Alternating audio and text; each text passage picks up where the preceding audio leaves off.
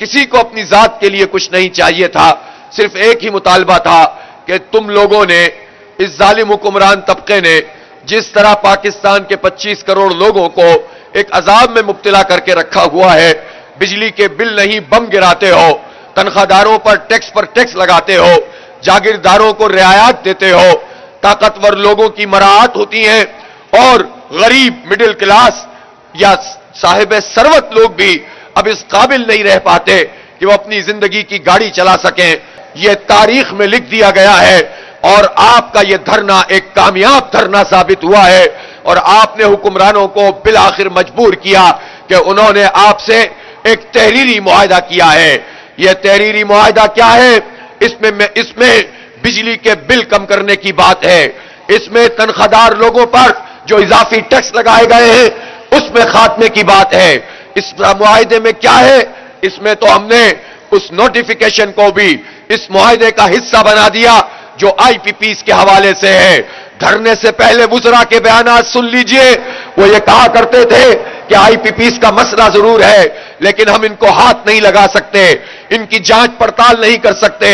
ان کے معاہدے بہت بڑے بڑے ہیں، یہ بین الاقوامی عدالتوں میں چلے جائیں گے، لہذا یہ ہزاروں ارب روپے جو ناجائز ہم کیپیسٹی پیمنٹ کی مد میں پوری قوم سے چھین کر ان چند لوگوں کا پیٹ بھر رہے ہیں، وزراء کہتے تھے کہ ہم کچھ نہیں کر سکتے، نکالے جاؤ، ہم ان لوگوں کے پیٹ میں ڈالے جائیں اور ان کو چیلنج بھی نہیں کر سکتے۔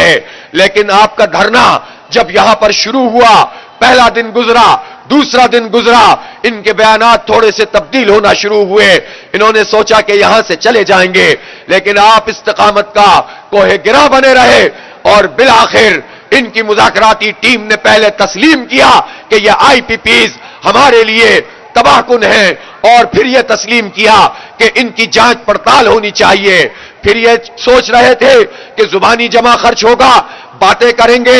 وعدے کریں گے اور یہ لوگ دھرنا اٹھا کے چلے جائیں گے، لیکن ہم نے کہا کہ نہیں، جب تک تحریری ضمانت نہیں دو گے یہ دھرنا ہم چلاتے رہیں گے اور لوگ پہلے سے بھی زیادہ اس میں آتے رہیں گے، اور آپ نے یہ ثابت کیا کہ ہر گزرتے دن کے ساتھ اس دھرنے کی طاقت میں اور قوت میں اضافہ ہوتا چلا گیا۔ بالآخر ہم نے حکومت کو گھٹنے ٹیکنے پر مجبور کیا اور انہوں نے آپ سے جو معاہدہ کیا ہے وہ ایک باقاعدہ معاہدہ ہے، حکومت کے وزراء کے دستخط اس پر موجود ہیں اور اس میں یہ بات لکھ دی گئی ہے کہ یہ جو آئی پی پیز ہیں ان کی تفصیلی جانچ پڑتال ہوگی۔ جانچ پڑتال کا مطلب فارنزک آڈٹ ہوتا ہے۔ میں سمجھتا ہوں کہ یہ ساری پارٹیاں کیوں اس میں ملوث ہوتی ہیں، اس لیے کہ یا تو پارٹیوں کے سربراہوں اور خاندانوں کا اس میں حصہ ہوتا ہے یا پارٹی کے ان لوگوں کا حصہ ہوتا ہے جو اس پارٹی میں دولت کی بنیاد پر، طاقت کی بنیاد پر، جاگیر کی بنیاد پر شامل ہوتے ہیں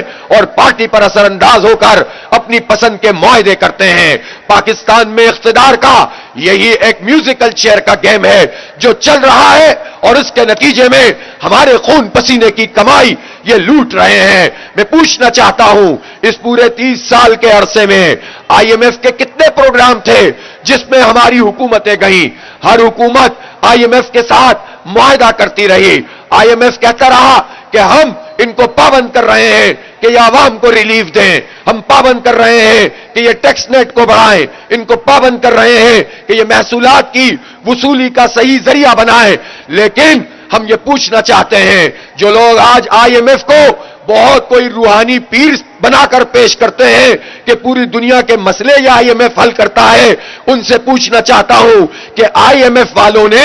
ان آئی پی پیز کے حوالے سے پچھلے پروگراموں میں اپنی شرائط آج کیوں نہیں کی تھی؟ ان معاہدوں کو سب کے سامنے کیوں نہیں لایا گیا؟ لوٹ مار کا یہ نظام بھی چلتا رہا، آئی ایم ایف کا پروگرام بھی چلتا رہا، اس کا مطلب یہ ہوا کہ آئی ایم ایف ہو یا پاکستان کا حکمران طبقہ، دونوں مل کر پاکستان کو برباد کرتے ہیں، دونوں ہماری معیشت کو تباہ کرتے ہیں، ہماری معیشت کو گروی رکھتے ہیں اور اپنی مرضی کے اقدامات اپنے پسند کے حکمرانوں سے ہم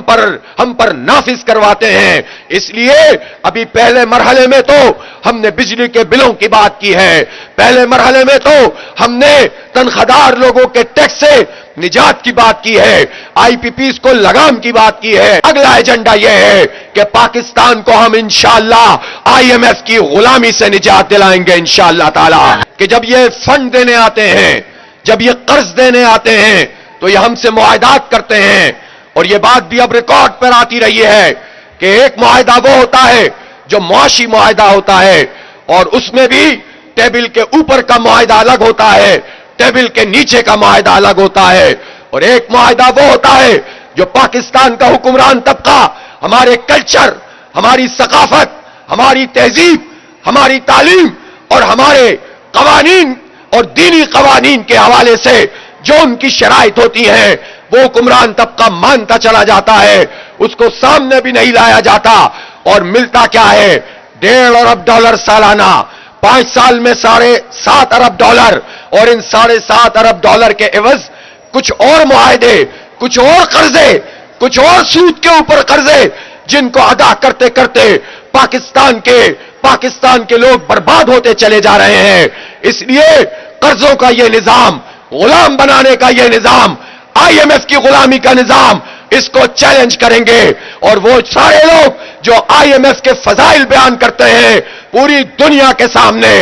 آشکار کریں گے کہ یہ سامراجی طاقتوں کے نمائندہ ادارے ہیں، ان کے ذریعے سے پاکستان کو کبھی بھی ترقی نہیں مل سکتی، تعمیر نہیں ہو سکتی، یہاں کا بچہ آگے نہیں بڑھ سکتا، لہذا ان سے ہمیں جان چھڑانی ہے. یہ بڑا ایجنڈا ہے، ایک بڑے انقلاب کا ایجنڈا ہے.